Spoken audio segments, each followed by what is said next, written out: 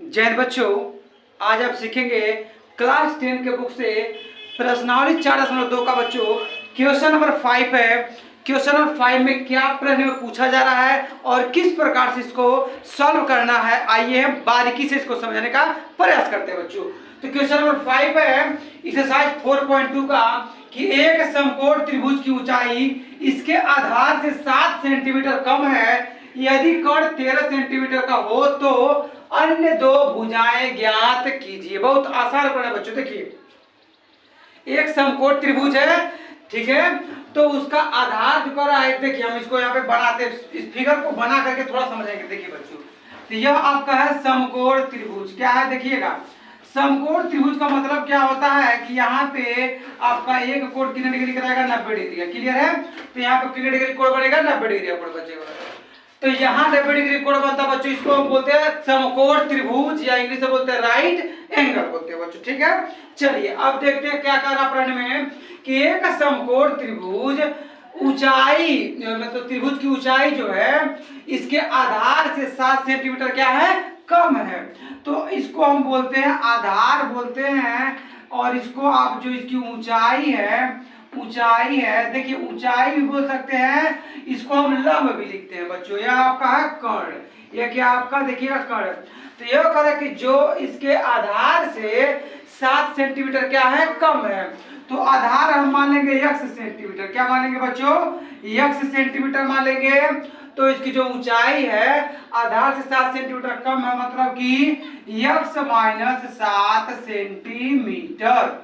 समझिएगा फिर से बच्चों, आपका समकोण त्रिभुज है, यह कह रहा है कि जो इसका मतलब ऊंचाई है इसके आधार से 7 सेंटीमीटर क्या है, कम है बच्चों। तो x है, तो x माइनस 7 है। यदि कर्ण 13 सेंटीमीटर हो तो कर्ण कितना दे दिया बच्चों, कर्ण का मान दे दिया 13 सेंटीमीटर हो तो अन्य दो भुजाएं ज्ञात कीजिए। मतलब क्या बताना, ऊंचाई बताना है और क्या बताना है, इसका आधार बताना है। ऊंचाई भी लिख सकते हैं, यहाँ पे लंब भी लिख सकते हैं, कोई दिक्कत नहीं है। तो यही इसी को भाषा में लिख लेंगे कि लिख लेंगे माना देखिएगा क्या, तो माना समकोण त्रिभुज की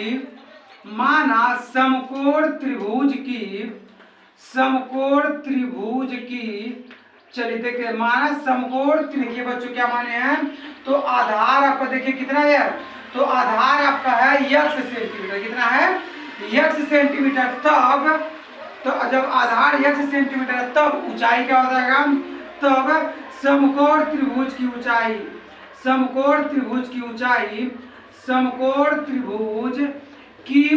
बच्चों देखिएगा, समकोण त्रिभुज की ऊंचाई क्या हो जाएगा, देखिएगा समकोण त्रिभुज की ऊंचाई के समकोण त्रिभुज का ऊंचाई देखिएगा, तो ऊंचाई क्या हो जाएगा। अब आप बताइए कि जो इसका आधार माने x माने हैं, ऊंचाई क्या है, ऊंचाई कितना कम है, 7 कम है, x minus 7 centimetre. x minus 7 centimetre है बच्चों। फिर समझते हैं, देखिएगा इसको, यहाँ पे यह कहा गया कि समकोण त्रिभुज का जो आधार है 1 सेंटीमीटर है, समकोण त्रिभुज की जो ऊंचाई है वह x माइनस 7 सेंटीमीटर है बच्चों। अब आइए देखते हैं कि हम जानते हैं यहाँ पे, इसमें हम जानते हैं पाइथागोरस प्रमेय होता है क्या बच्चों। यहाँ पे पाइथागोरस प्रमेय लगाएंगे, पाइथागोरस प्रमेय देखिए बच्चों क्या होता है, पाइथागोरस प्रमेय क्या होता है समझिएगा। हम देखिए इसका वीडियो अपलोड कर चुके हैं। कर्ण का स्क्वायर बराबर लंब का स्क्वायर प्लस आधार का स्क्वायर होता है बच्चों। क्या होता है, फिर समझ लीजिए, कर्ण का स्क्वायर बराबर लंब का स्क्वायर प्लस आधार का स्क्वायर। तो इसको ऊंचाई लिखिए या फिर लंब भी लिख सकते हैं, कोई दिक्कत नहीं है बच्चों। ठीक है, इसको इंग्लिश में बोलते हैं परपेंडिकुलर या लंब।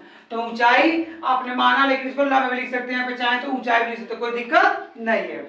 तो कर्ण का स्क्वायर तो लंब का स्क्वायर प्लस आधार का स्क्वायर। अब इसी मान रख दीजिए, तो कर्ण कितना 13 का स्क्वायर बराबर लंब कितना, लंब या ऊंचाई x माइनस 7 है, x माइनस 7 का स्क्वायर हो जाएगा प्लस आधार कितना है x है, तो हो जाएगा x का स्क्वायर हो जाएगा। तो 13 का वर्ग करें तो हो जाएगा 169 बराबर a बन गया a माइनस बी का होल स्क्वायर।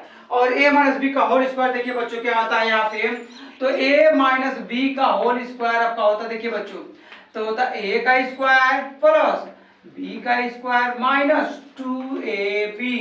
कुछ बच्चे समझते हैं कि सब माइनस में होता, नहीं, a square plus b square minus 2ab होता है बच्चों। इसी को यहाँ पे अप्लाई कर लीजिए। तो a का स्क्वायर मतलब कि x का स्क्वायर प्लस b का स्क्वायर मतलब कि 7 का स्क्वायर माइनस 2, a के स्थान पे है x और b के स्थान पे है 7 है, प्लस x का स्क्वायर तो x का स्क्वायर हो जाएगा। अब देखिए तो 169 बराबर x का स्क्वायर प्लस 7 x का स्क्वायर प्लस 7 माइनस 2 हो जाएगा 14x माइनस 2 14 x हो जाएगा प्लस x का हो जाएगा स्क्वायर हो जाएगा बच्चों। क्लियर है? अब इसको लिखेंगे, देखिएगा, तो यहाँ पे आपका एक स्टेप और लिख लीजिए।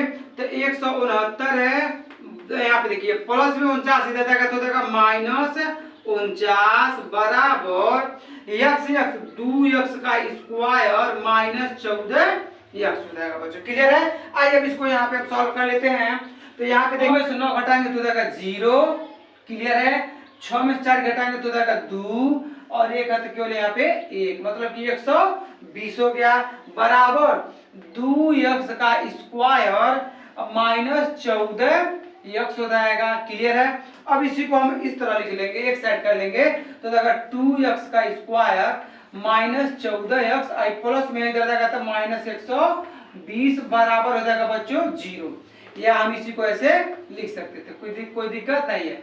अब क्या करेंगे, देखिए यहाँ भी 2 दिख रहा है, यहाँ भी 214 हो सकता है, यहाँ भी 60 दूनी 120 हो सकता है, तो 2 कॉमन कर लीजिए।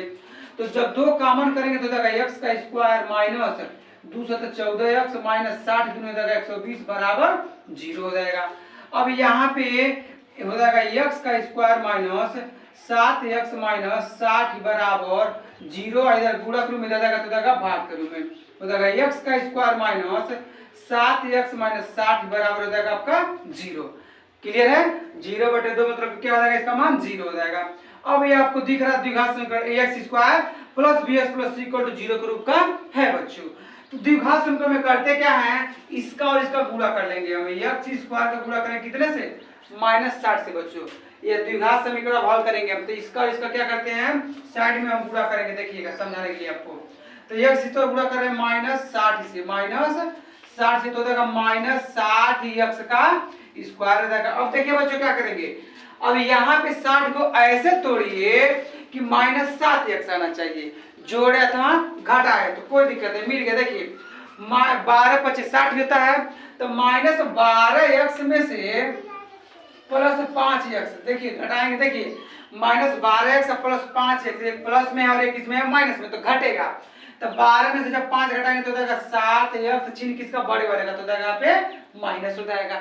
इसी चीज को यहाँ पे लिखिए बच्चों, तो लिखेंगे x का स्क्वायर, इसके स्थान पे क्या लिख सकते हैं, लिखेंगे minus 12x plus 5x minus 60 बराबर हो जाएगा बच्चों 0 हो जाएगा।